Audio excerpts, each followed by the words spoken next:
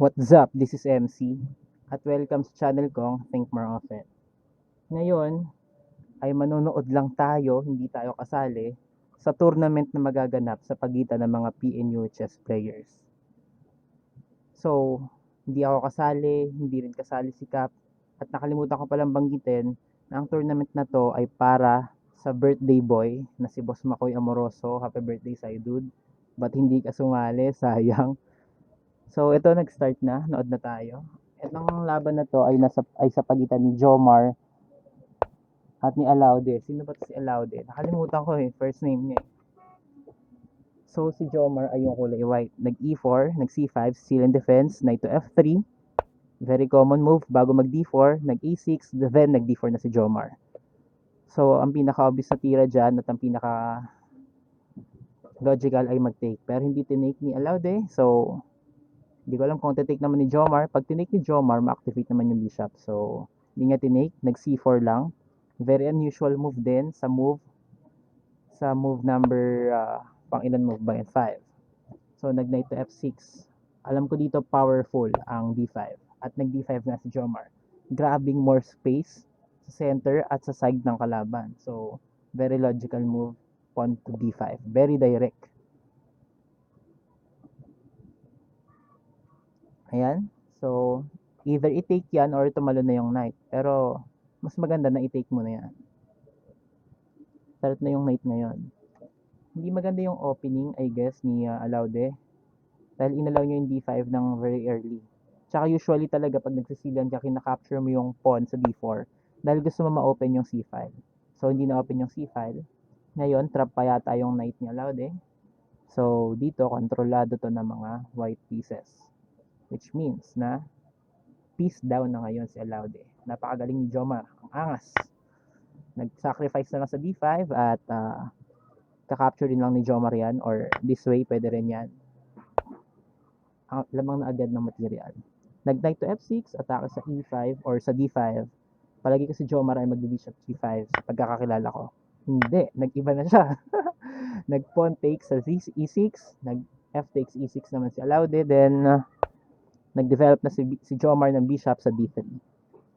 So far, very consistent at very logical yung mga tira ni Jomar. Nag-D5 si Alaude, which is not a good move for me. Siyempre kasi, ino-open mo yung center at yung king mo nasa gitna pa. So, mas maganda na maging safe muna yung king natin. Sa case niya, 2 tempis away pa siya para makapag-castling. So, maaaring matake advantage ni Jomar given the fact na lamang siya ng material at development din. So, bishop e7, preparing na mag-castling. Then dito, anong gagawin ni Jomar? Nag-rook e1 lang. So, hindi niya pa didiinan mamaya na. Simplihan lang natin. Pressure lang. So, nag-castling na. Hindi niya naman pwedeng capturing e6 dahil defended ng bishop. So, dito ay move na ni Jomar. Consider ko dito ang knight to c3. Pero ang ginawa ni Jomar ay bishop to c4. Ang gusto niya siguro ay mag-simplify na dahil meron tayong principle na kapag lamang ka, subukan mo mag-simplify, especially yung queens. Para mas dumali yung laban at hindi ka na madali or madenggoy pa ng kalaban. Ayan, matras. Pwede na siyang mag-trade ng queens dahil lamang naman siya. Queen takes, rook takes. Bishop takes, rook takes. Walang mate dahil babalik lang yung rook. Defended yan ng knight. Pero inilag lang ni Jomar ang kanyang bishop. Hindi niya trinade yung queen. So, pwede naman i-trade ni Black to, pero wala siya makukuhang benefit dito. In fact, dapat ang ginagawa niya ay i-complicate yung laro dahil lugi siya ng material. Okay. A5. What's the plan of A5? A4? Hindi ako sure. Okay, kung ako Jomar, knight to C3 lang, pero nag-queen to B3. Ano kayang idea? Pwedeng mag-C4 dito. Tsaka yung idea mong pressurize yung E6 ay medyo X dahil bishop yung nakadepensa. So, hindi mo rin naman gusto ni pang capture yung rook dahil kakainin ng bishop. So, 3 points versus 5 points. 5 points. Siyempre lalamang yung makakakuha ng 5 points. Tinake ni Jomar ang free knight sa B6 dahil umangat yung queen na wala ng depensa. Hindi ko alam kung yun talaga yung plano, ba't siya napunta ang B3. Pero very nice na nakita niya yung hanging piece sa B6. So, 2 piece up na si Jomar or 2 pieces up. But still, kailangan i-develop tong knight, i-develop yung bishop. At sa palagay ko naman, bilang pagkakala kay Jomar, hindi naman siya mag-failed na matalo pa sa laro kung saan lamang na siya ng 2 pyesa. Minsan isang pyesa, nadadali pa. Pero 2 pyesa, hindi ako sure. Matras ulit yung queen. Inatake. Very logical at hindi na pinag-iisipan yun eh. Kasi inatake yung queen mo. So, wala nang ibang magandang explanation doon. Then, ayan. Nag B5. Sinusubukan yung Laude na umatake sa queen side. Dito kompleto yung pawns niya, 3. Pero magiging mahirap yan kasi down ka ng 2 material.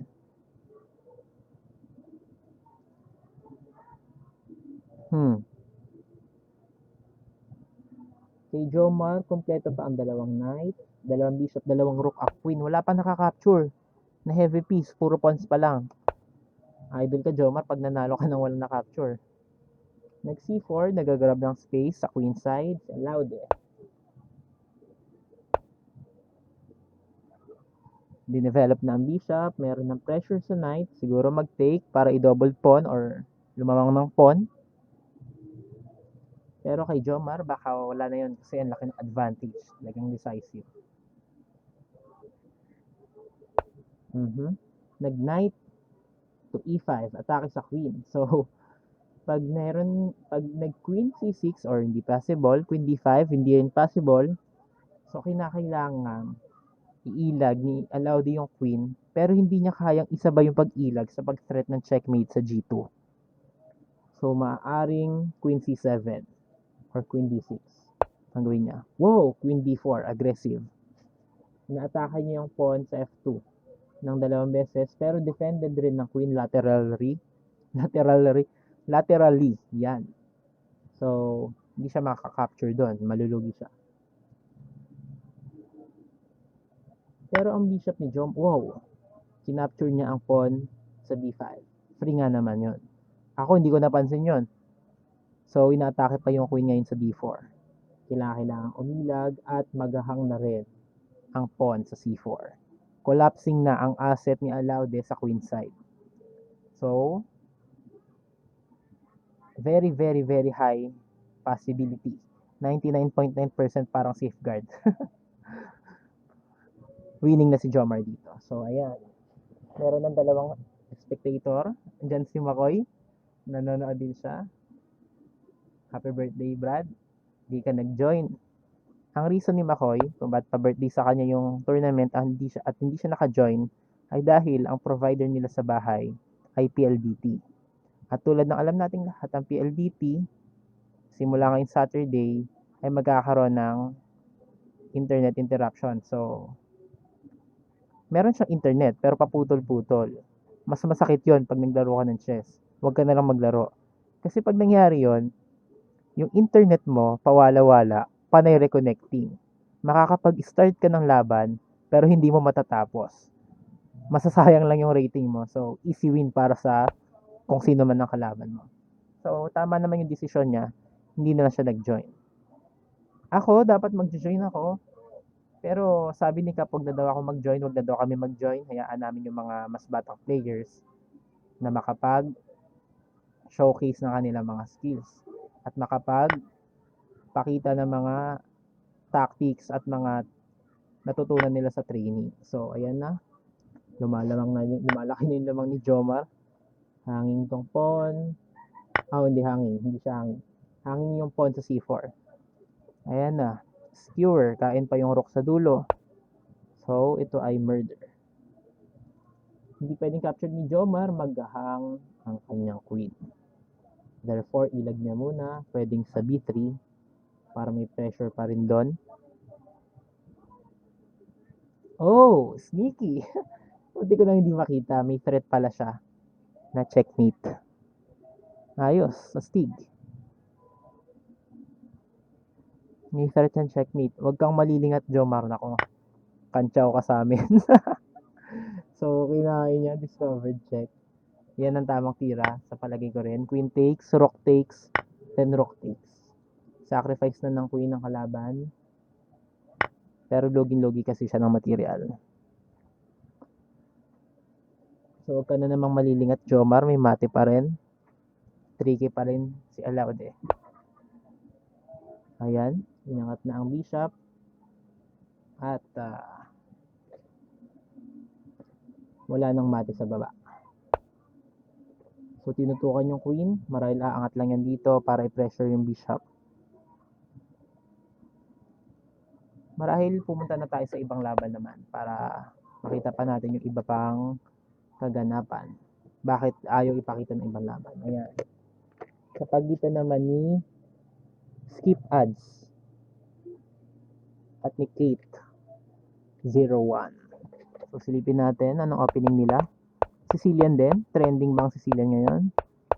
So, queenside. Queenside space ang black dito.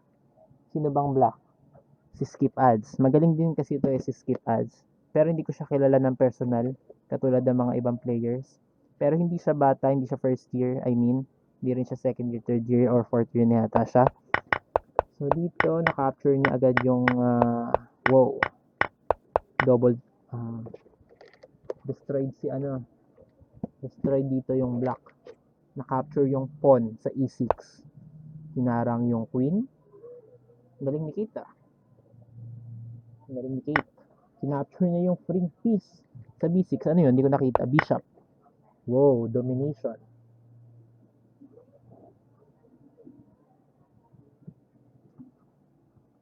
Winning si Kate dito. Winning nga, winning. Ang tournament na to, kung tama yung pagkakatanda ko, 5 rounds na 5 minutes plus 5 seconds increment. So, mahaba-haba rin. Siyempre, maabutin rin tayo dito ng siguro 1.5 hour. Nag-castling. Legal pa rin yun kahit magulo na tignan. Nag-knight c7 pa rin si Kate. Marahil kakainin niya yon or tatalon dito. Pumilag pero umatake sa queen. So, tempo. Kinapture yung pawn. Ngunit hangin to. Bakit kaya binigay ni Kate? Dahil meron siyang fort dito. Tricky ka, Kate. Pero ang mawawala sa kanya, dalawang knight, kapalit lang ng isang rook. So, let's say na capturein to. Tatalon. Wow. Tatalon sa e6, iilag, kakapture. Ang mangyayari, lamang pa rin ang black ng isang material. Actually, na-realize ko na lamang pa pala ang black ng quality, pero lamang ang white sa pawns.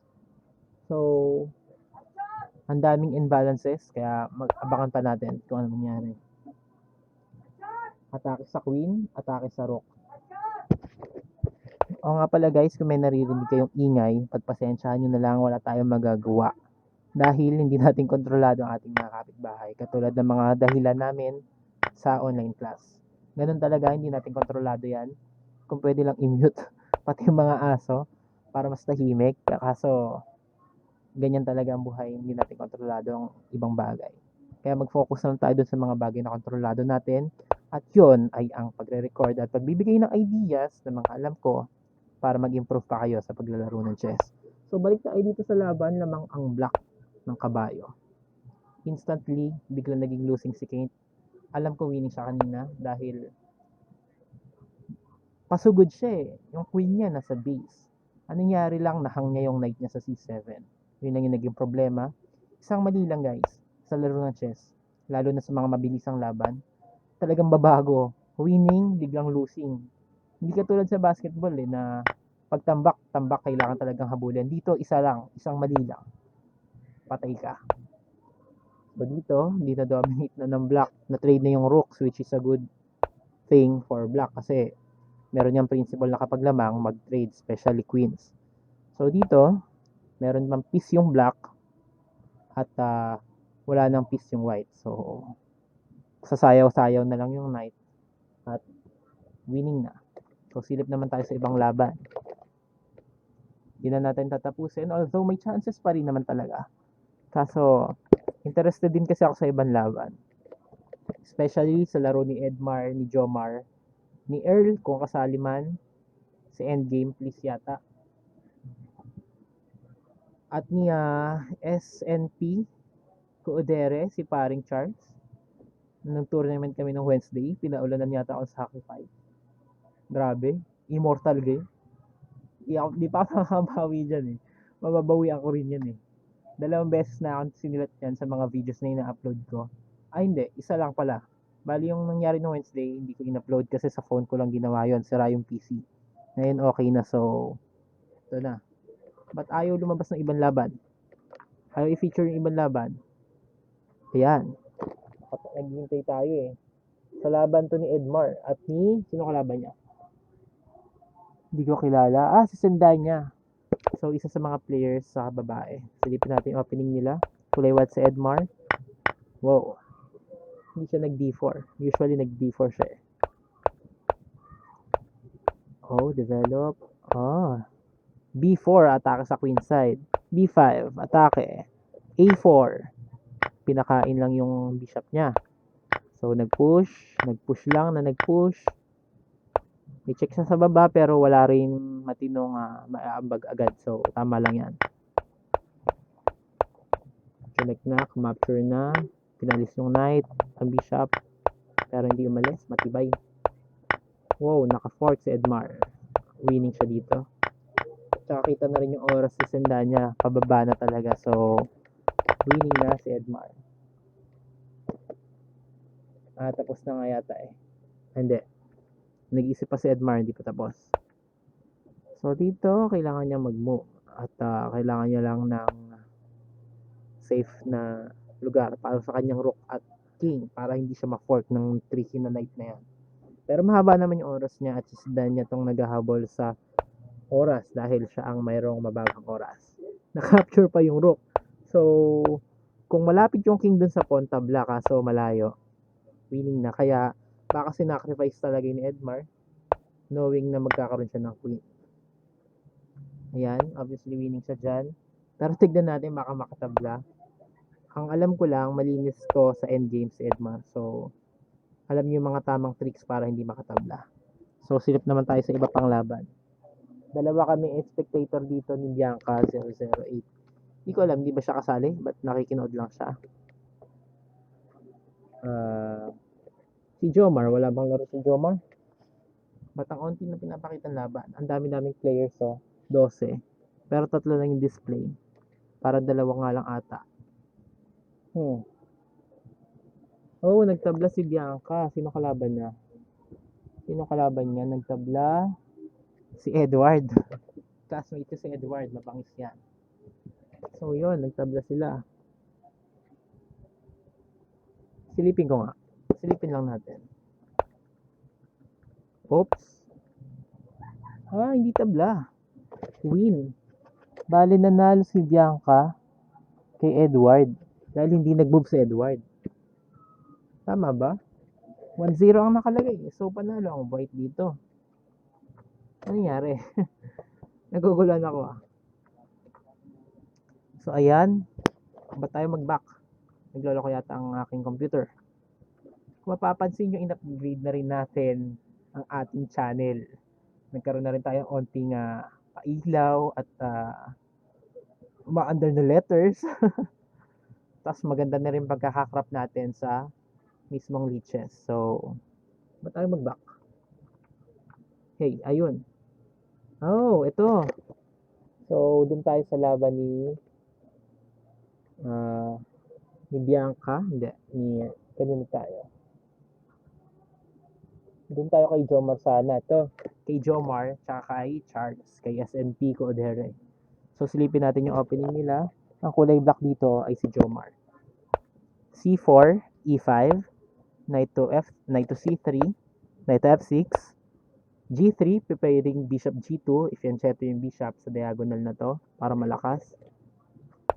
So, dito nag-D5 na si Jomar, para magkaroon ng space sa center. Bishop G2 lang, di kinapture yung pawn sa D5, yun yung pinaka-usual response.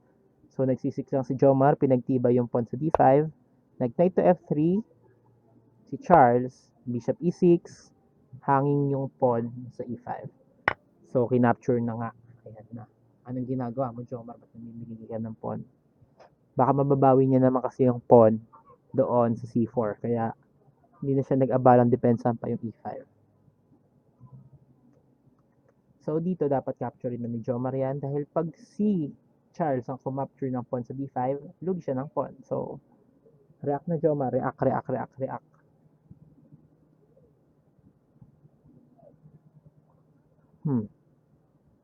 Takes. You have to take, Jomar. Please do. You'll be down a pawn. You have to move. Yan. Kinapture niya na. So, meron siyang doubled pawn sa c-file. Tingnan natin kung paano niya yan i-handle. Dahil usually, ina-avoid natin ang mga doubled pawns. Pero kung meron tayong reason at alam naman natin i-handle, alam pa natin kung paano tayo magkakaroon ng advantage, walang problema. So, nag-casting na dito ang white para safe na yung king niya. Nag-bishop e6 or bishop d6 na si Jomar para atakihin yung knight sa e5 na walang suporta. Hindi niya naman makapture yung pawn sa c4 dahil defended ito ng bishop. So, bumalik lang yung knight sa f3 para safe. Kapag spectator ka pala, nag-arrow ka, hindi mawawala kapag nag-move na. So, pumunta sa d4. Anong idea? Capturing yung bishop. Pero kung ako yung white dito, i-consider ko pa yung iba pang mga importanteng bagay. Tulad ng develop your pieces. Napaka-importante niyan sa opening. In fact, i-discuss ko yan bukas. Kung ma-upload ko man to ngayong gabi, bukas mismo, i-discuss ko yan. Baka i-live ko yan, hindi ko pa sure. Tinitignan ko pa at inaaral ko pa yung program na OBS. Kung saan, yun yung gamit natin ngayon para maging mas maganda ang ating pag-stream or pagre-record niya upload sa YouTube. So, bumalik yung bishop ngayon sa c8. Very sad move. Nagsayang ka ng dalawang tempo. Una nilagay mo doon, then binalik mo doon. So, kung ako yun, marahil okay lang na makain sa akin yung bishop or iilag ko yung bishop sa mas active na square. Halimbawa, sa g4. O kaya sa e7, sa d7 lang. Pero sa c8 kasi medyo nakakalungkot eh. Dinevelop mo din, inan-develop mo. So, mas maganda sa paningin ang pwesto dito ng white. Wala siyang doubled pawns. Okay rin yung development niya, except lang sa bishop. So, dapat ma-develop niya to. Malamang sa g5, yun yung pinaka-ideal. Kasi sa f4, nandun yung bishop, kontrolado. e3, anong gagawin sa e3? Tatakpan yung potential na para sa rook. So, ayaw naman niya mangyari yon. Ayan na. Yung knight ni Jomar, nagpunta sa d7, then nagpunta na sa b6. Marahil pupunta yan dito sa d5. Para maging centralized at makapag-control na maraming squares. Yung tinatawag nating octopus knight. So, ang dami niyang kontrolado. 8. Kapag ang knight kasi, para sa mga beginners to, nasa pinakagitna, yung pinaka mamamaximize niya yung potential niya, 8 squares yung makokontrol niya. So, yun. Ayan na, pwedeng tumalon si Jomar or kumapture muna. Sa palagay ko, capture muna syempre. Para hindi siya malugi ng pawn. Dahil kapag ang white ang nag-take doon, solid magiging pawn structure niya, mawawala pa yung malakas na pawn ni Jomar sa c5. Ayan. Nag-bishop e5 muna si Jomar. Pressure sa diagonal na to. Dahil nandito ang mga loose or mga undefended pieces ng white. Kung na-develop niya yung bishop niya ng one tempo earlier, siguro ang liit lang ng pressure na mararamdaman niya. Pero since nandyan na, kinakailangan niya na lang mag-react, kinakailangan niya depensahan yung pawn or yung knight or iilag. Sa palagay ko dapat niyang pag inilag niya, maghahang yun. Pero yan, kakaptured na ni Jomar yan. Pawn takes, queen takes. So lalamang ng pawn at may tempo pa sa knight sa c3. So,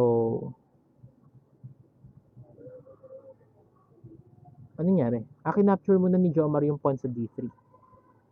Ayoko nun. Dahil makakalabas yung queen. So, pag kinapture niya to, kakapture ng pawn, hindi na siya mananalo ng pawn. Pero marahil ang plano ni Jomar dito, ito, C5. Late ko na na-realize. Dahil hindi pwedeng umalis yung knight basta-basta maghahang yung queen. Wow, very good, Jomar. I like your tactics tonight. Kanina pa siya nakikita niya mga tamang tactics. So, sana, or maaari, sana, ano sana? Baka sakali na si Jomar ay masipag na mag-tactics ngayon. Noon kasi may katamaran to eh. Panay laro lang. Pero ngayon, no, nakikita niyo yung mga tamang tirada. So, napakahusay. Hindi pwedeng umalis yung knight. As I said, nakapin ang knight sa queen na walang suporta. So, instead na makain ng queen, hayaan na lang natin pakain yung knight. Pero hindi natin alam kung may super duper defensive resource pala ang black dito. Pero mukhang sinukuha niya na dahil kakainin na talaga ang D4 ni Jomar ngayon. At one piece up na naman si Boss Jomar. Napakahusay. Napakagaling lumamang na material sa middle game. Nakukuha niya yung mga pwestong gusto niya. Knight takes. Kung ako siguro yan, kakainin ko na yan para simplified. Pero tignan natin ang playing style ni Jomar. Capture. Or develop mo na yung knight. Ayoko mag-isip eh. Kaya hindi ako nag-join eh. Hindi ako masyado mag-isip. So gusto ko lang i-share mga ideas na alam ko. Yung medyo may kababawan lang dahil ang video ito ay para sa mga beginners at intermediate chess players. So tayo lang yung spectator ngayon. Baka nasa ibang laban yung iba pa nating viewers or spectators.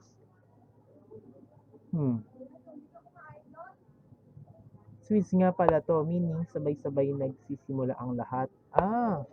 Kaya pala. Hindi pala ito yung typical na tournament dito sa Liches. So, tapos na kaya yung iba? Tignan nga natin ang wala, hindi makikita yung score ng mga players kung anong ranking. Silipin natin mamaya. So, balik tayo sa updated. Rook D1. So, inire-reinforce lang nila yung control nila sa D5. Pareha sila.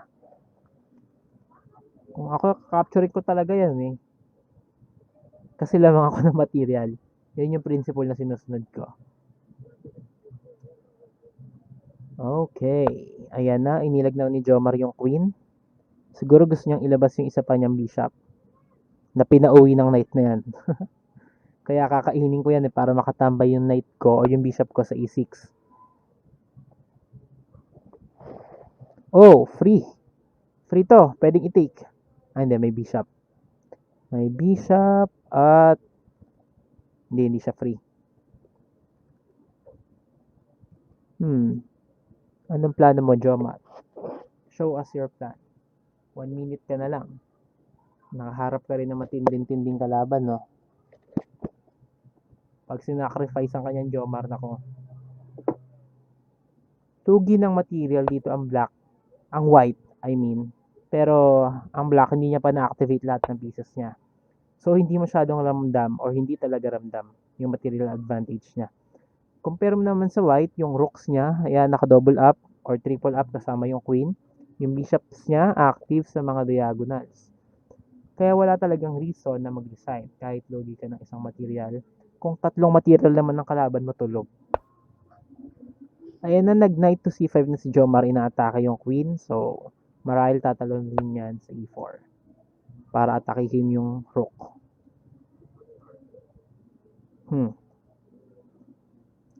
Let's see.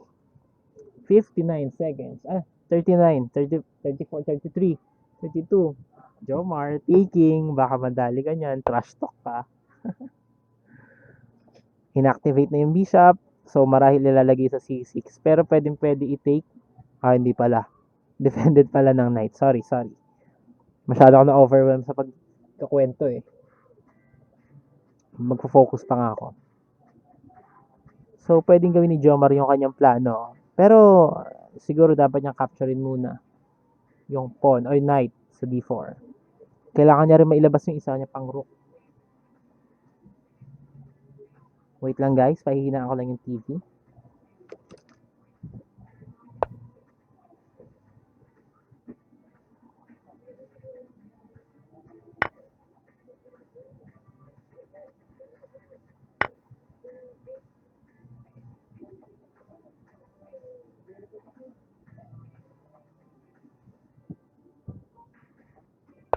Ayun na, ang lakas ng TV, gabing-gabi na. So, sinabi ko lang na naan. Ayun na, ang dami nang ganap. Ano naganap? Silipin ko lang. Kinapture, ayan na, kinapture ng Jomar umatras. Kinapture ang pawn, ang knight. Wow, naubusan ng oras si Jomar. Chumexi, Charles sa G4 at inilag ni Jomar ang king niya sa F8. Ano Jomar? Ano Jomar? Nagpe-pressure ka sa oras, lamang ka ng material. Ang passive kasi ng pagkaka-placement or pagkakapwesto ng kanyang queen nasa E8. Supposedly, dapat sa opening lang naman yan, hindi nilalabas. Pero pag middle game, kailangan nagpa-participate na yan. Tulad ng ginagawa ng white kanina pa. So, lugi siya ng material, pero alam niyang gamitin yung queen niya. At confident siyang gamitin to. So, nagbunga yung pagiging active ng queen niya. Napapaisip niya si Jomar, nauubusan ng oras.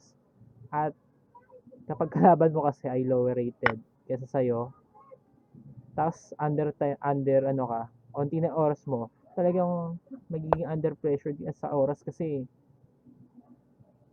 meron kang pride na ayaw matalo. So, ayan. Tsaka si Jomar hindi talaga ito magpapatalo kasi ayaw nito magpa-trash talk. Gusto niya siya lang yun ng trash talk sa GC. Kaso hindi na natin yun ipapakita dito syempre. Private na namin. Amin na lang yun, magkakaibigan at magkaka-team. Ayan, inactivate na ang bishop. So, kinapture. Kakapture niya rin yan syempre. Nasi-simplify pa. 25 seconds. Pero meron nga palang 5 seconds increment. So, dagdag kumpiyansa at bawas ka ba. Yan.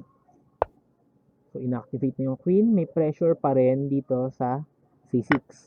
Kinapture na ang rook para mas-simplified. Kakapture rin ng rook. Lalabas ang isang rook para mas-simplified palalo. Tama naman yung ginagawa ni Jomar. Dahil pilipit siya at dahil lamang siya, yun ang pinakatamang gawin. Mag-simplify. Pero na-check siya. Wow. Medyo nakakatakot ang pwesto. Check. Hindi. Parang may depensa naman. Harang. Umilag. So, hangin to. Kailangan na ba makapag-trade ngayon? Nag-trade na. Kakapture ni Jomar ng queen. Merong check. At kapag nakapag-simplify na wala yung queens, winning na dito si Jomar. Pero ang pangit lang ng pawn structure niya dito sa king side. Shattered. Compare kay white na 4 na connected. So, magiging asset din yan. So, kailangan niya ditong pumunta para hindi maghang yung pawn sa E3. Pero hindi siya doon nagpunta. So, capture ng Jomar yan. Check siya, pero ilag lang. Walang kasunod. Oh no. Big trouble ngayon. Sumek sa baba, umangat ang king. Tulad ng sabi natin. Tama-tama yung pagkakaguhit natin ng araw. Ang daming spectators ngayon. Marahil tapos na kasi sila sa laban nila. Sabi na lang sila Jomar ang naglalaro. Shoutout sa iyo, Bianca. At kay Spring 21. So, hindi at 20. Hindi ko siya kilala. Pero, mamaya alamin ko kung sino siya.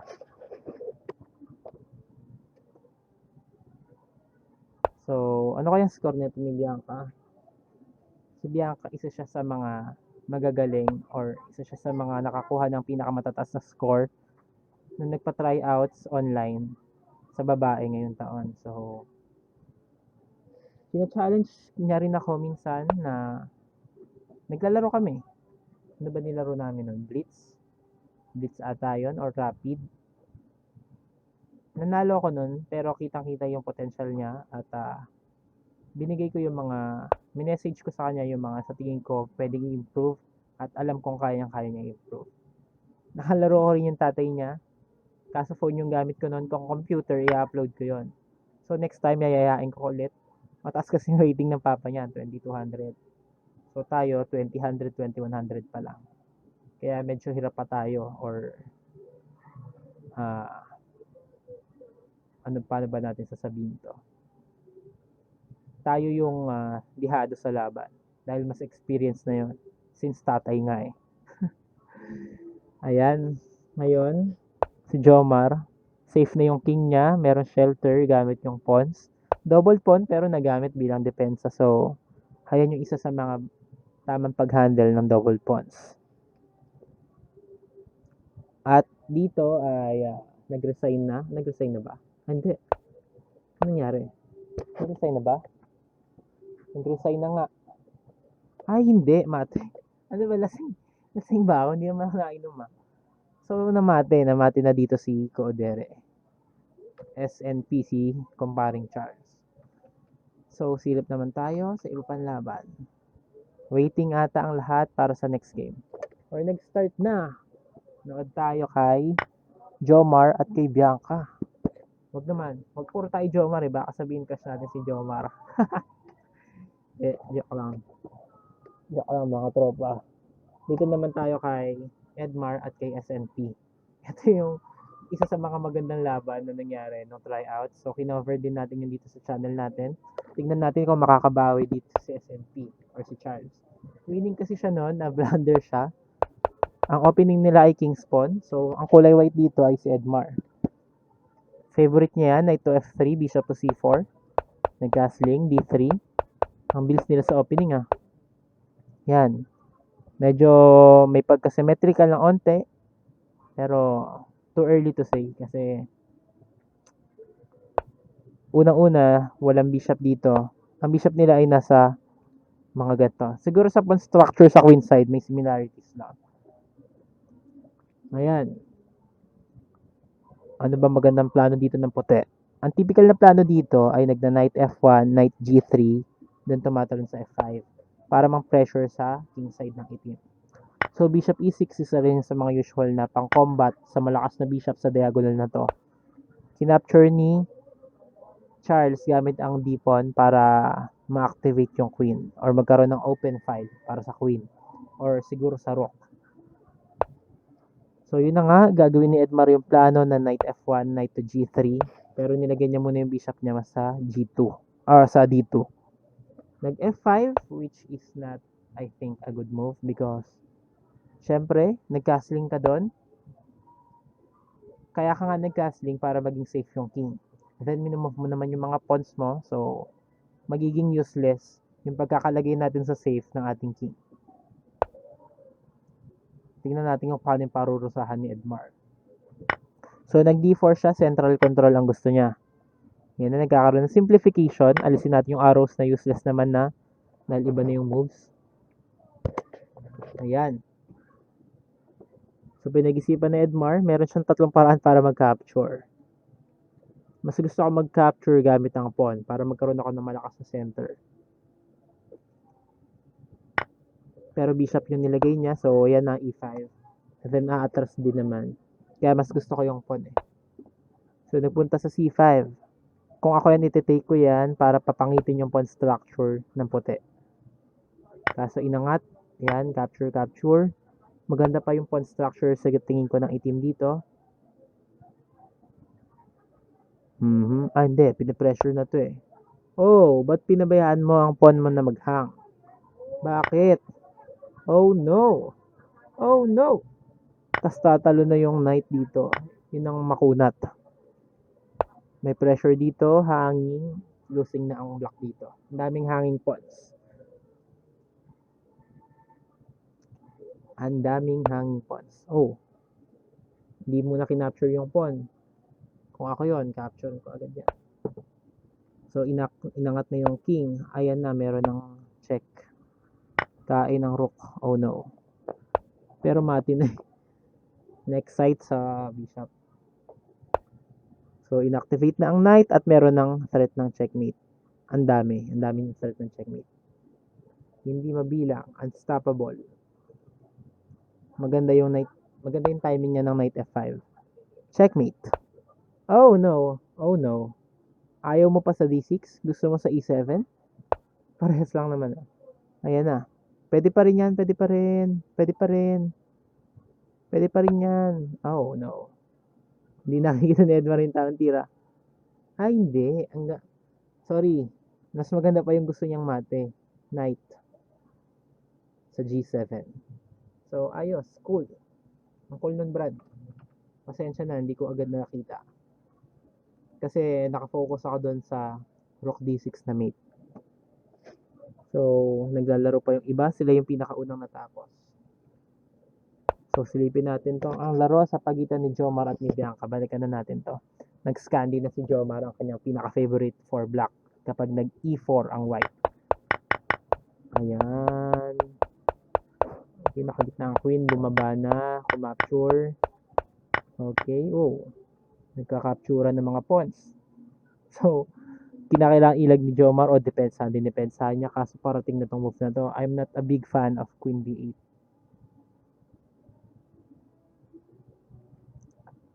Hindi ko pa na-analyze na maigi. Siguro na-analyze niya. Pero sa unang tingin ko, Queen D8, ang hirap talaga. Wasakan mo si Jomar, Bianca, para trash talkin natin yan sabay-sabay. Ayan. So, ang ganda ng moves ni Bianca. Pinipressure niya yung C6. So, activated kasi yung bishop niya. Compare sa bishop ni Jomar na tulog. Compare naman natin yung king nila. Yung king ni Jomar tulog sa gitna. Yung king ni Bianca tulog sa gilid. So, maganda yon. Compare naman yung queens. Queen ni Bianca. Queen ni Jomar tulog. Queen ni Bianca active. Basically, ang lahat ng pieces ni Jomar tulog. Tapos mga pieces naman ng white ready na magpasabog ng kani-kanilang bagsik. Capture. Basically, winning talaga yung white dito. Patay ka, Jomar. Trash talk ka. Trash talk ka kay Boss Makoy. Spectator pa naman ngayon ay si... hindi ko kalala. Pero, patay ka, Jomar. Naku. Delicates ka sa ito sa trash talkan. Collapsing na yung C6. Wala na. Hindi na masasalba yan. Very well played para kay Bianca. Tingnan nga natin yung transition ng laban. Kung paano nangyari. Dito equal pa. Capture. Chumek. Ayun, doon. Yun na mismo pala. Yung pag-capture dito ang crucial. Pati yung Queen D8. Yan na, patay. Check. Mate. Mate ka, Jomar. Mate. Yay. Nakabawi na kami i-Jomar ng trash talk kasi ang galing man trash talk nito. Nakakaasar talaga. So, ayan, Jomar. Panoorin mo to. Pasensya ka na. Hindi ko mapigilan na nararamdaman kong mang-asar. So, dinaan kita dito sa YouTube channel ko. So, nood tayo ng bagong laban. Or, hindi, tapos na to. Tapos na to. Ito pala yun. Na mali. Meron pa bang hindi tapos? Tingnan natin to. Ito hindi pa tapos. Sa pagitan to ni Kate at ni Alaude. So, sino naman? Kulay white si Kate. Tingnan natin. Wow. Ang agang atakihan yun ah. Wala pang capturan. Kanya-kanya setup. Wow, ayan na. At sa pwestong to, inatake ni Kate. Inatake niya to. Ang rook sa A7. So, kinakailangan bumalik sa baba. At ayan na nga, bumaba na. Ang haba pa ng oras nila. So, dito, sa palagay ko, bilang tayo ng material, meron bishop pair ang puti. Ang itim naman, meron siyang bishop at knight. Sa pawns, meron palang isang nawawalang pawn ang white, which means 7 pawns pa siya. Ganun rin naman sa black. So, equal lang. King safety, although hindi pa nakakapag-casting si black, masasabi ko na safe naman yung king niya dyan. Dahil wala pa namang atake ang puti. Pero ngayon, gumagawa na siya ng atake. Ayan na. Nag-a-apply na siya ng pressure sa diagonal na to. Queen F3. Nag-castling na ang itim. Ready na rin kumontrol ng D-file.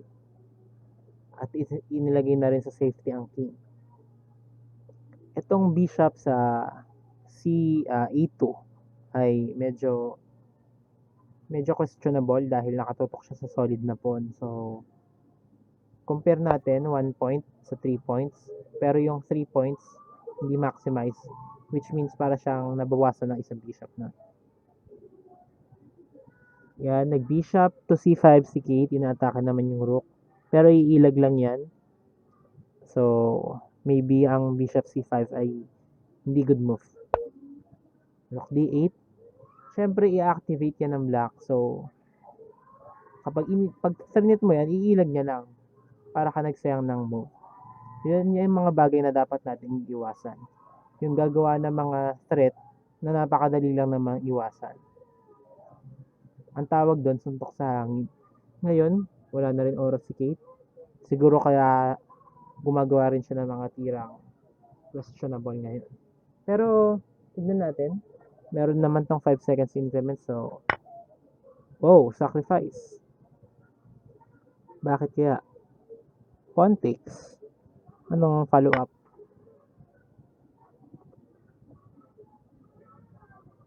Anong follow-up? Wala naman check. Kontrolado ng rook.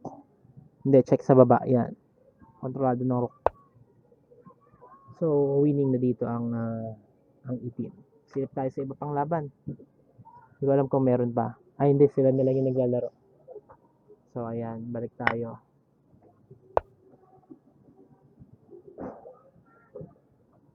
Nag-aabang na lahat dahil pagkatapos nito mag-i-start na rin ang round number, ano number ba? Hindi ako sure eh. Tignan natin. Si Jomar so far ay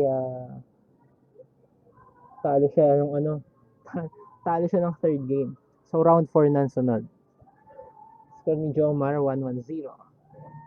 Natalo si Jomar. Nagets ko na. Kapag Swiss system pala, hindi tulad ng typical na tournament, 2 points yung binibigay. Dito 1 point lang pag nanalo ka. So yung nakita ko kanina kay Bianca na 1 laban kay Edward, tama lang.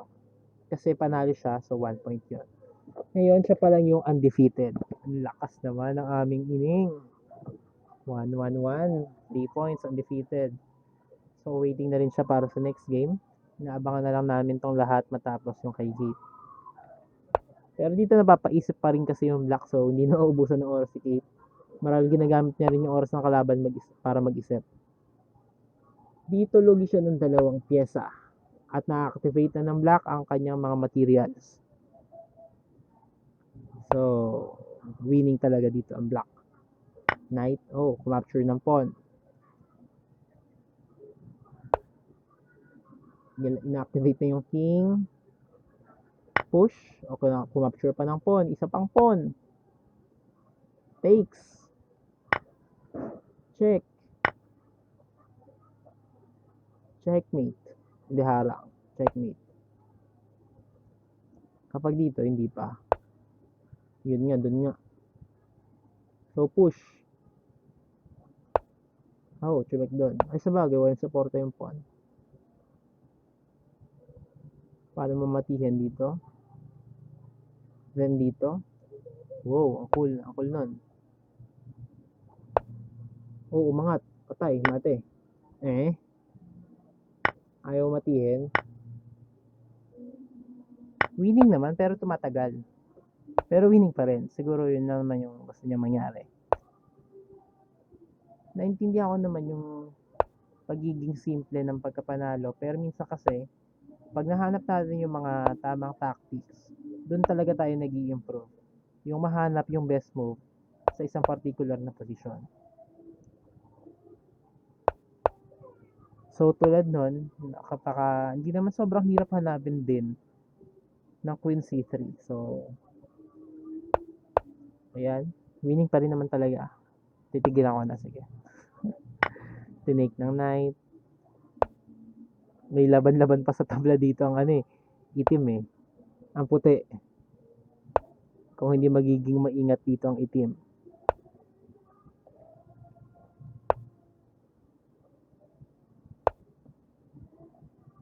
Check. Pinaulan na ng check. Pag nakarating sa base yan, talo ka. Panalo ang puti. Na makakarating na sa base, panalo na ang puti. Ganun kasi yung rule sa yung objective sa Games of the General kapag nakarating yung king sa dulo.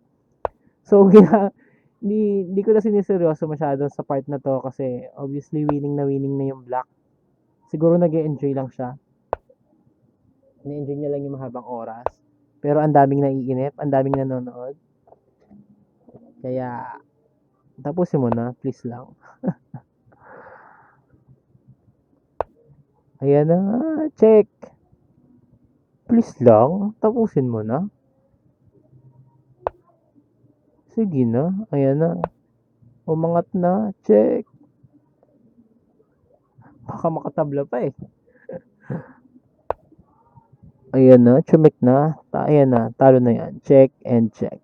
Oh yeah. Oh, ba't dun? So dito, uy. Dito dapat men, para may chance pa magtabla. Ayan mat, uy. Rock lang yun eh, Martin eh. So, check. Baba, checkmate. Please lang. Please lang po. Tapusin na po natin. Oh no. Yung isa pala yung pinili niya. Ayan, checkmate din. Hey, ayan na. Natapos na ang round 3. So, balik tayo dito. Kung saan magsisimula ang laban sa lahat. Ayan na, start na. So, 6 na board. Dito tayo manood. Sa laban ni Edmar at ni Bianca. Si Bianca wala pang talo. Si Edmar ay, meron naman talo si Edmar. Hindi ko na check. Oh, wala pa rin. So, magandang laban. Parehong walang talo. Wow, nasa na yung laban na pinapanood natin? Dito tayo. Sa perspective tayo ni Bianca ngayon. D3 para ma-activate ang bishop. So, sa opening kasi guys, spoil ko na yung topic ko bukas. Pinaka-importante, piece development. Kailangan ma-activate mo yung mga pieces mo. Especially, mga minor pieces. Ano bang mga minor pieces? Knights at bishops. So, kaya yun yung mga pinaka-common na minumove sa opening. Ayan, kitang-kita nyo naman. Ngayon, itong bishop na lang na, ito na lang minor piece na hindi pa nalalabas. So, very sound naman yung opening nila dito. Wala naman tayong masasabing big time blunder or malaking mali talaga. A6, ang plano niyan ay mag B5. O, diba? Panis, prediction. Hindi, matutukoy mo na yan kasi experience eh. Mga ganong bagay, napakadali nang ma-predict or ma-anticipate. Marahil mag-knight A5 yan, pero ang gusto niya E5 mismo. Itarap. Tutulak yan. Atras. So yan, malakas pa rin yung bishop na to. So kakailanganin mo pa rin mag-bishop E6 kung gusto mong mawala yung malakas niyang bishop. Favorite setup yan ni Edmar. Flip natin. Doon naman tayo sa perspective ni Edmar. Or wag na, nakakalito. Ito na lang tayo. Tignan naman natin yung ibang piring. Balikan na lang natin yan kasi makunatang laban yan eh. Doon naman tayo kay Jomar. Tignan natin si Jomar. So ang kalaban niya dito ay si Edward. Mga classmate ko to eh, mga math major din. So kulay white si Jomar. Tignan natin yung opening nila. Talunin mo to Joms. Ay talunin mo to Ed. So nag-trade sila sa D4 ng stuffs. And dito ay sino bang mas maganda? Para pa silang may bishop pair. Siguro equal lang to. Dalawa kami spectator ni Spring 20. Hindi ko talaga kilala to. Pero nanonood rin siya katulad ko. Kanina pa siya nanonood. What's up sa'yo, men? Or Dai? Hindi ko alam kung babae o lalaki. So kung papanoorin mo tong video to, thank you. Ayat na, nag-move na ang black knight to C6. So re-reinforce niya yung bishop niya sa D4. Ang white naman ay nag-knight to D2, malamang ilagay dito or dito para makatulong yung knight niya instead na nasa B1 lang. At hindi lang yan, pati yung rook niya makakatulong na rin sa laban. Ano naman ang mga pwedeng gawin ng black dito? Queen E7. Ang plano niyan ay mag-bishop E6. Mag-offer ng trade sa malakas na bishop ng puti. Sana yun nga ang plano para hindi naman ako mapahiya. Ayan. So, dito, Sa tingin ko talaga equal lang to eh. Ang bishop dito sa H4 ay slightly out of place kasi nakatutok ka sa pawn. Anong gagawin mo dyan? Defended naman. So, pwede lang yan mag-work kung meron ka mga pawns na panira dun sa pawns ng kalaban. Pero dito, mukhang wala siyang pambasag na pawn. So, yun yung dahilan kung ba't nasabi ko na medyo out of place yung bishop. Hindi rin naman siya makapag F4 dahil nakapin yung pawn at dahil meron siyang knight sa F3.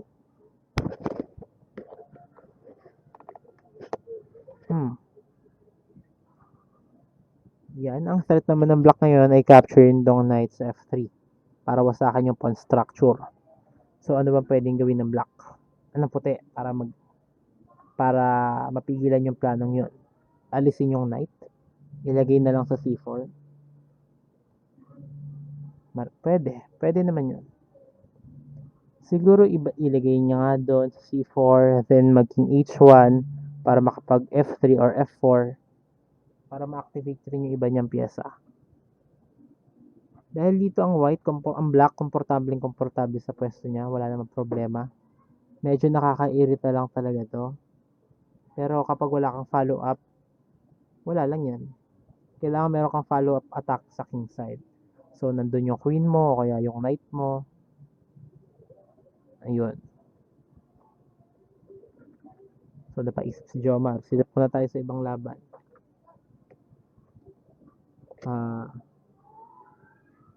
Sa laro naman tayo ni... Wala kasi si Earl eh. Hindi ko alam ba't wala si Earl. Sa laro tayo ni Bianca. Si Jomar. Balik tayo. Tignan natin kung anong ginagawa nila. Wow, may sacrifice na sa H3. Hindi kinapture. Kulay black dito si Bianca, nag-sacrifice siya. So, tignan natin kung sino mananatiling undefeated. Parehong undefeated eh. Kung magtabla, edi pareho pa rin undefeated. Pero hindi perfect win. Iba yon. Undefeated kasi walang talo.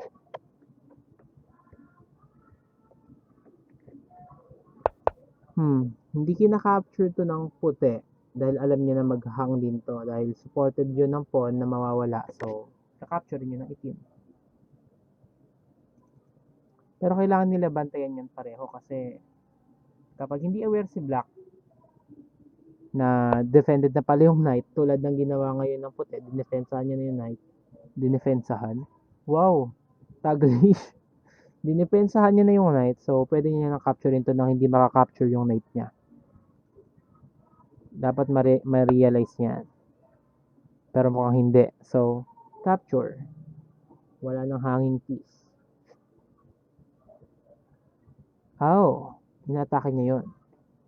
So, kinakailangan naman intindihin mo na yun ni Edmar. Hindi naman pala naghang ang bishop sa H3 dahil may gante sa A3. So, lalamang pa nga. Lalabas. Kaya kailangan ilag mo na to ni Edmar. Medyo nakakapagod magsalita. Siguro tatama rin na rin ako i-edit tong video to. Oo nga pala, pagpasensyahan nyo na yung quality ng audio ko ngayon. Kinalikot kasi namin yung ginagamit kong mic. Kaya medyo nag-iba. Pero pag nakabili na ng matinong mic, edi maganda. Mangyayari lang yun kapag nagkapera na ako. Nagsingit ko na lang din no, na para sa mga nanonood. Ako, hindi lang ako nagtuturo ng chess. Nagtuturo rin ako ng math kasi future teacher nga ako. Tsaka makikita nyo naman yung mga videos ko dito sa YouTube about chess, math, logic, at iba pang bagay na related doon. So, kung kailangan nyo ng math tutor dahil sa panahon ngayon pandemic at hirap kayo sa math, pwede nyo akong kontakin.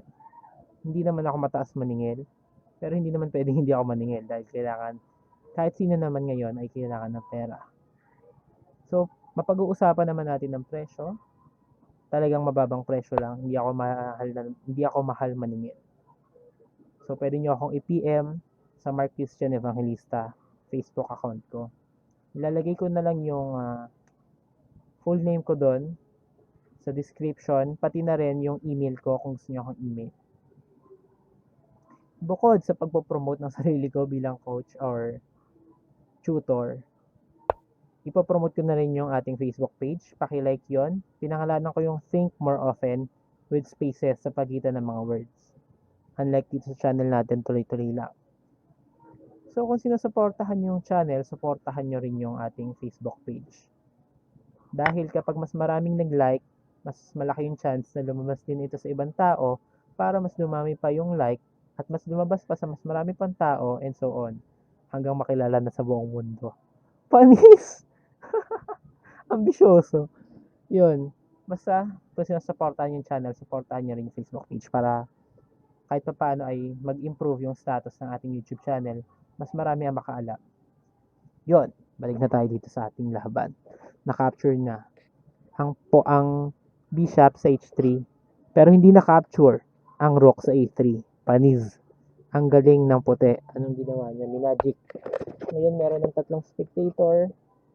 Kasama ko na si Kate nanonood. Pati si Jean Aubrey. Isa naman sa mga bagong members ng PNU Chess Team. So yan, nag D4 na ang puti, pressure sa E5 pawn. Pwedeng capturein or hindi pwedeng capturein dahil magkakaroon yung queen. Obviously. Nag-rook rook B4. Atake naman sa pawn sa D4. Pero pwede niyang i-take. Hindi pwedeng i-take dahil maghahang yung knight sa H4. Medyo slow ako, no? Sinasabi kong hindi pwede, pero pwede. Sinasabi kong pwede, pero hindi pwede. Paumanhin. Kasi may iba rin akong bagay na iisip. Mga sasabihin ko. Parang nakaka-slow brain din pala. So, inilag na ng knight para pwede niya na itong capture. Inilag na ng white ang knight para pwede niya nang capturein yung pawn sa E5. Dagdag suporta pa sa D4 at pressure din sa E5 mismo. Good move.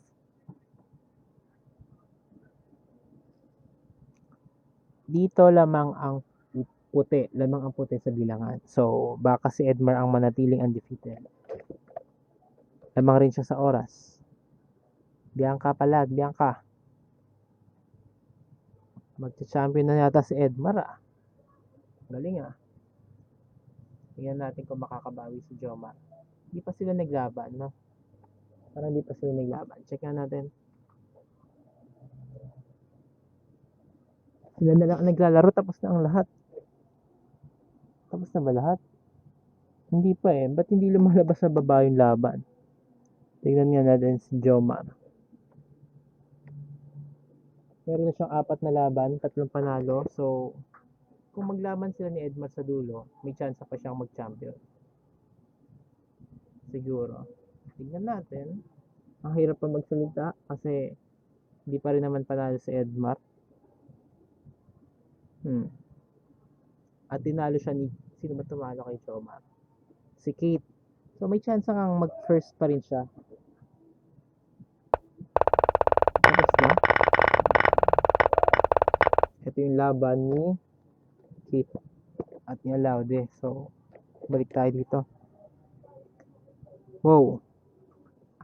Meron pang 4 na naglalaro. 3 na lang. Naglalaro pa rin si Jomar, tapos na. Si Edmar hindi pa. Mas mataas pa score ni Jomar kay Edmar.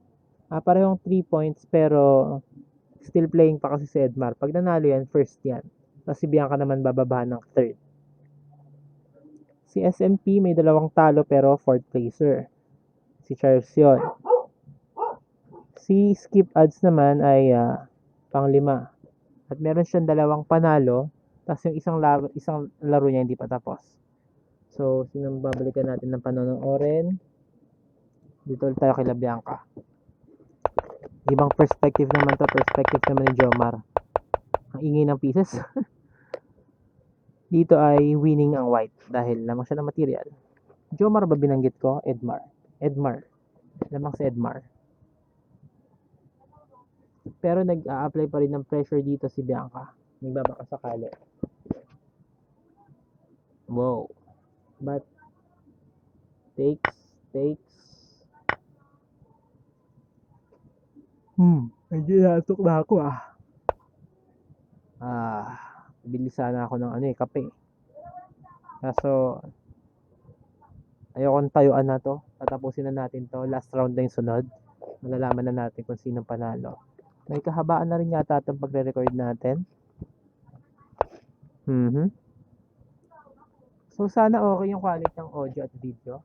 Kung meron man kayong mga mapapansin or suggestions para ma-improve pa yung layout at channel natin, ilagay nyo lang sa comment section sa baba para kung maganda man yan, ano namang dahilan para hindi ko yan sundin or pagbigyan, di ba? Tsaka nga pala, kung meron din kayong mga cool na challenge, nabanggit ko na to sa ibang video ko, pwede nyo rin ilagay sa comment section para makita ko at pwedeng mapagbigyan. So, mga gusto nyong ideas, pwede nyo makita sa YouTube. Babanggitin ko pa yung pangalan na magre-request. Special shoutout. Yan na. Kino-convert na ngayon ni Edmar ang kanyang decisive advantage. So, minamama niya ang mga players dito. Undefeated. Undefeated si Boss Edmar. So, ayan, meron pang mga laban. Silipin na rin natin yung laro ni Skip Ads. Sino ba kalaban niya? Wait, ba't ayaw lumabas? Kakatapos lang. Panalo siya. So, ang daming magkakaroon ng score na 3-1. Si Jomar ay 3-1. Si Bianca, dahil losing siya, siguro maging 3-1 din. Si Skip Ads ay 3-1. Tapos yung sunod ay 2-2 na agad. Hindi, tatlo lang. Tatlo silang magiging 3-1. Aangat si Edmar sa first, si Jomar sa second. Wait lang. Pwede kasing second rin si Bianca. Hindi ko sure kung anong tiebreaker ni Liches. Pero kung magtatapat si Jomar at siguradong magtatapat si Jomar at si Edmar. Dahil sure na ang top 3 silang tatlo. Pero si Edmar at si Bianca ay naglalaro na ngayon. So, ibig sabihin next round, hindi na sila pwede maglaban. Therefore, exciting ang last round. Jomar versus Edmar. Yung paglalaban nila sa tryouts, plinano ko yun na i-record at i-upload it sa YouTube. Pero hindi ko siya na-upload. Dahil nagkaroon ng technicalities sa computer na sira, pero ngayon gawa na. So, tignan natin kung makakabawi si Edmar dahil ang bilis ng pagkapanalo ni Jomar sa larok nyon. Brutal na checkmate. Gamit ng kanyang favorite na Scandi. So, dito, sinacrifice na naman ni Edmar lahat dahil magkakaroon siya ng queen. Kaya okay lang, winning pa rin. Boundary, very good, very good. Huwag magpaulan ng check. Lapit lang ng lapit yung king at yung queen. I-limit lang yung pwedeng puntahan. Ayan, very good move, queen d5. So, limited na ngayon ang black. Tumawid sa mga yan. At pati dito, bonus. So, ayan, meron na lang siyang ilang square. Nag-resign na dito ang black. Ang bangis mo, Boss Edmar, wala ka pantalo. Undefeated. Ayan na, fourth. Final round. Start na ba? O hindi pa tapos yung iba? Hindi pa tapos. Tapos na eh. Medyo delay lang talaga si Liches. I-refresh nga natin. Delay si Liches o malag yung internet connection ko? Siguro malag yung internet connection ko. So, ayan na. 5th round na nga. Dito tayo. Wow. Ang magkalaban ay si Skip Ads at si Edmar. So, si Jomar, may chance kaya siyang mag-first? Sino kalaban ni Jomar? Hanapin natin si Joms. Saan si Joms? Board 3. Ang kalaban niya ay si Jean Aubrey. Ang score ni Jean Aubrey ay... Wait lang, tingnan natin. Ang score ni Jean Aubrey ay... Nasaan siya? Ito. 1 and a half. Si Jomar ay 3 points. So, may chance siyang mag-first. Ang hirap pa matukoy kung sino man sa kanila ni Edmar ang mag-first. Kung pares man silang manalo. Pero mas malaki yung chance ni Jomar na manalo kumpara kay Edmar. Kasi yung kalaban ni Edmar mas marunong kumpara kay Jean Aubrey. So, balik tayo sa laban ni Edmar at ni Skip Ads. Hindi ko siya kilala ng personal talaga eh. Nakalimutan ko yung pangalan na binanggit. Daniel ata. Check ko lang.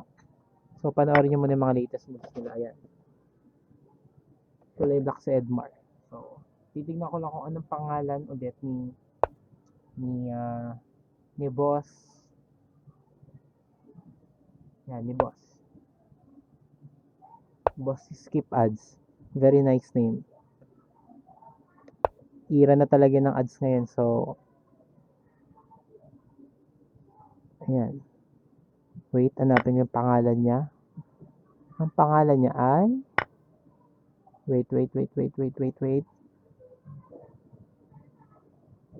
Need na.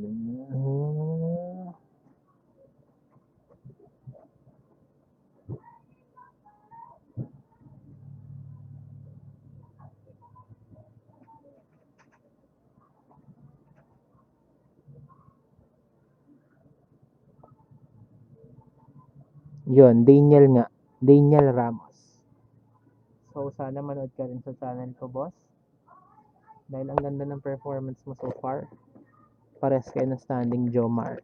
Pero si Boss Edmar ang wala pang talo ngayon. So, siya ang pinaka very very good. Tignan na lang natin ang resulta.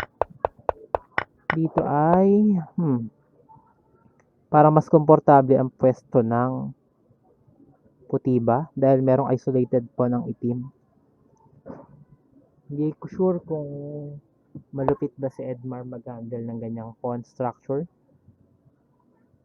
Knight C3. So, pwedeng i-take pawn, queen takes ang ginawa.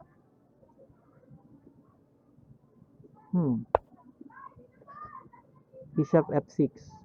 Good move, stable na lugar para sa bishop. So, queen C2 marahil para umilag. Dahil natake yung queen. Bishop pair dito ang itim at open ang laban. So, malaking bagay yon. Pero meron siyang isolated pawn. At meron na mga majority ang puti sa queen side. So, ang daming imbalances ang gandang laban.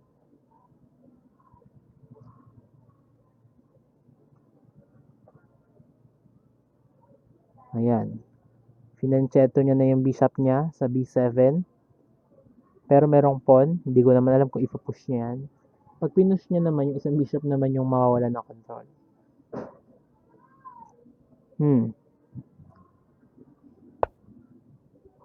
Wow.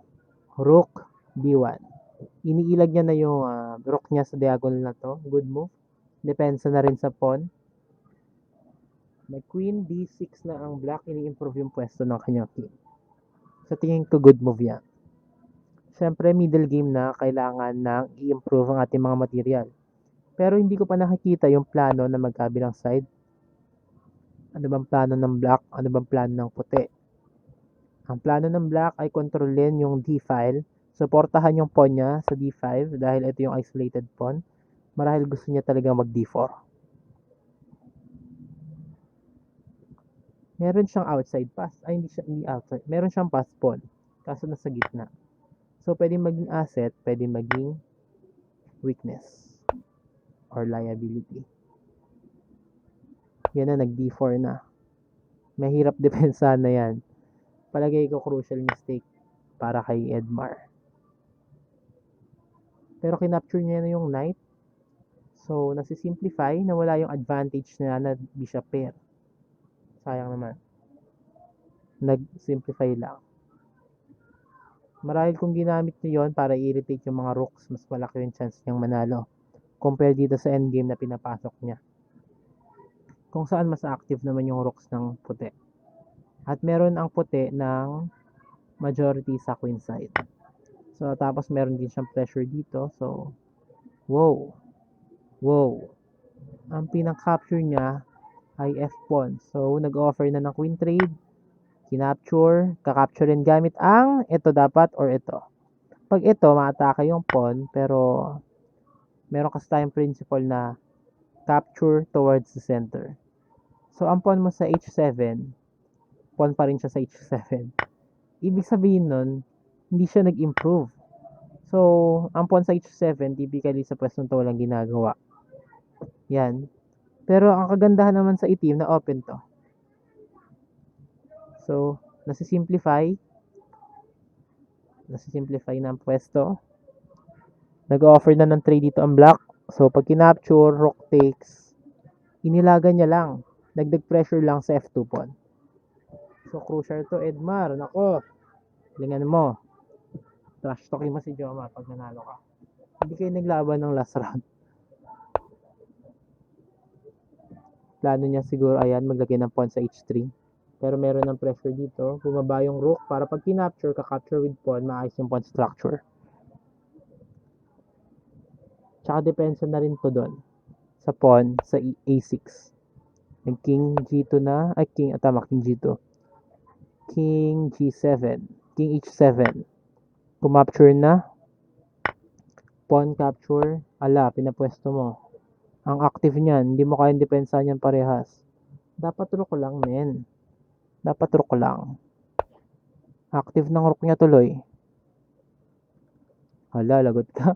Nako, may chance pa si Jomar. Kung panalo ka, sure win ka na eh.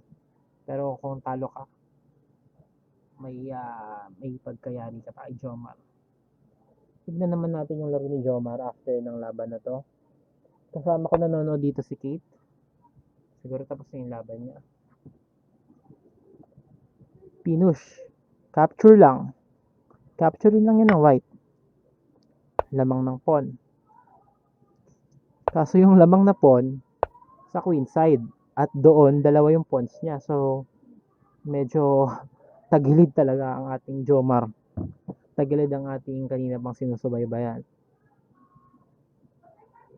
Ay, Jomar? Hindi. Lito na ako. Edmar pala. Edmar. Dahil si Edmar kasi, sinusubaybayan natin. Undefeated kasi siya. Kaya, masarap panoorin yung mga laban. So, dito, yan. Naatake niya yung pawn, pero susuportahan lang yan. Parang walang problema ang puti sa pwestong to. Napaka-komportable ng pwesto. Yan na. Dinepensahan. Siguro mas maganda kung iikot yan. Pupunta sa likod. Pero ngayon, nag-apply na lang siya ng pressure dito sa G6. Nag-F5. F4. Ang itim. So, tirang balagbag na yan. Kasi lugi, ano yan eh. Revealing na or exposing na yung king. Pag umangat ka, oh, patay. Medyo delicates. Push. Ang pangit lang ng pwesto ng rook ngayon, ng itim. Ang puti. So, dapat nyo itong ilipat. Kasi hindi niya mapush yung mga pawns niya. Natatakpan ng sarili niyang pyesa. Ayan. Nakuha niyo yung tamang idea. Umikot. Wow. Gumagawa ng atake. Baka makamati pa dito si Edmar. Huwag natin kalimutan lamang siya ng pawn sa king side. So, may check. Medyo delikado pa to ah. Pina-check mo. Patay ka, delikado ka niyan. Nako, may mati ka. May mati ka pa tuloy. Huwag mo pinaporma. Ba't mo pinaporma? Ayan na, threat. So, force to. Bumaba ka. Or tabihan mo. Siguro dapat king F1 na lang. Para may king E1 pag umalis yung rook sa E5. Ayan na, pressure. Dito lang. Tulak. Winning pa rin ang white dito sa tingin ko. Winning pa rin ang white. Maingat lang dapat.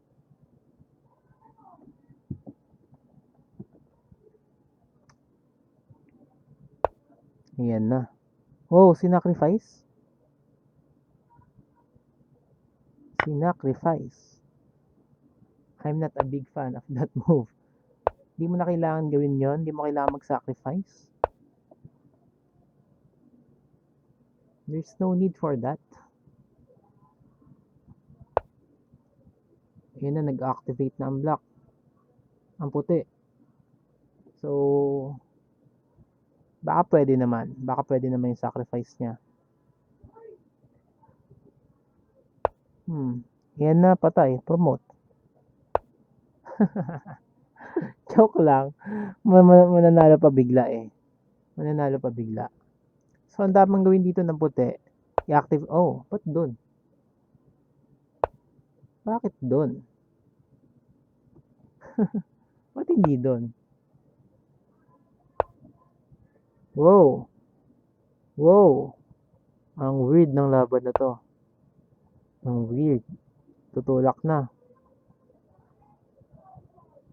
Tulak. Threatening mate. Kinakailangan umuwi.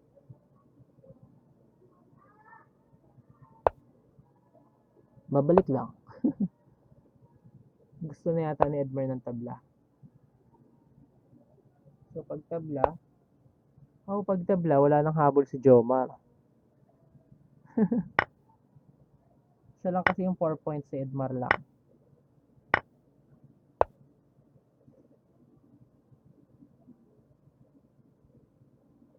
Ano ba to? Naging tabla pa nga. Naging tabla pa nga ata. Mas active lang ang king ng itim. Pero mas active ang rook ng puti. So, may kanya-kanyang asset.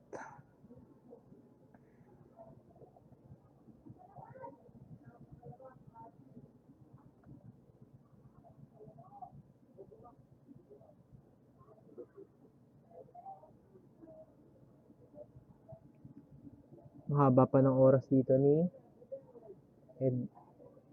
Edmar. So, pag nakatabla siya dito, champion na rin siya. Marahil na intindihan niya yung sitwasyon na yun, kaya gusto niya na lang magtabla. Panalo na kaya si Jomar? Makaka-capture pa ata ang pawn? Hindi, didepensahan lang. Hindi eh. Oh no. Makaka-capture pa ang pawn. Winning pa ang puti. Winning pala ang puti. Winning move para sa black. Actually, only losing move. So, paano ko nasabi na winning na dito ang puti? Dahil hindi na kayang depensahan ng black ang pawn sa F3. Bawal ang queen F4. Bawal ang queen G4, queen G3, queen G2. Pwede naman ang rook F8, depensa, pero magpo-promote ng puti. Kakapture nyo ng black, so lugi rin. Winning na dito ang white.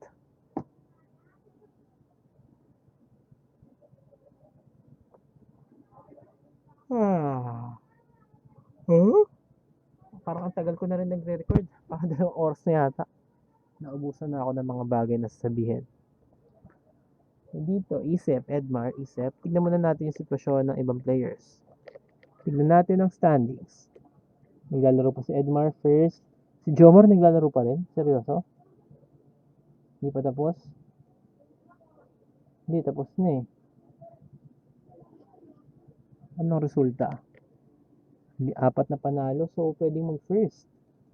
Pwedeng mag-first Jomar. Si Bianca naman, nanalo ba siya last game? Tignan natin. Nanalo rin siya last game. Hindi. Tabla ba yon? Hindi ko makita. Wait.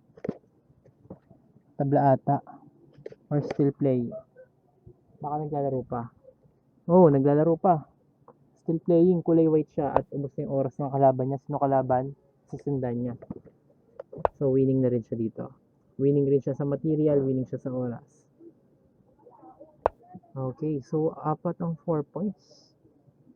Pero tinalo ni Edmar si Bianca. Pero losing si Edmar ngayon.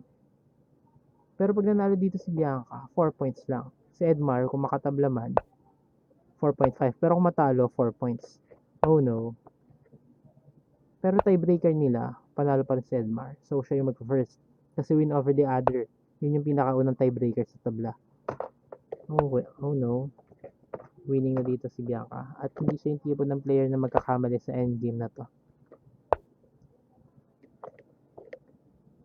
Ayan na. Pumapalag pa rin talaga. Ang gandang characteristic yun sa player, hindi pala suko. So, saludo ako sa'yo. Sendanya. Christine. Christine yung pangalan niya.